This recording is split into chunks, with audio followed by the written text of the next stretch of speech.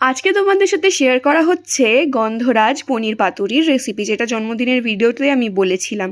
তো ফার্স্টে এখানে কলা পাতাটা কেটে নিয়ে তারপর পনির গ্রেট করে, আর মা এখানে লেবুটা, গন্ধরাজ লেবুটা গ্রেট করে নিচ্ছে, তার সাথে সর্ষে বাটা আর দই দিচ্ছে, লবণ দিচ্ছে, সেটাকে ভালো করে মিশতে হবে। যতটা মেশা হবে ততটাই টেস্টি হবে।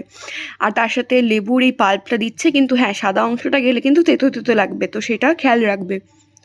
তারপর এখানে ভালো করে মিক্স করে নিচ্ছে। তারপরে সর্ষের তেল, যেটাই হচ্ছে ম্যাজিক, সেটারও গন্ধ আসবে, সুন্দর একটা স্মেল থাকে সর্ষের। তারপর এখানে পাতাগুলো মা শিকে নিচ্ছে।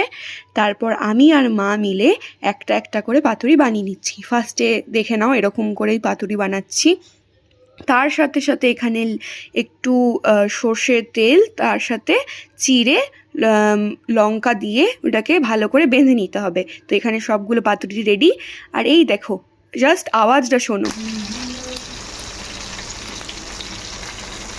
এরপর গরম ভাতের সাথে পরিবেশন করে ফেলো গন্ধরাজ পনির পাতুরি। আর কমেন্টে অবশ্যই জানাবে রেসিপিটা কেমন লাগলো। পরের ভিডিও জলদি আসবে, ততক্ষণের জন্য টাটা, বাই বাই।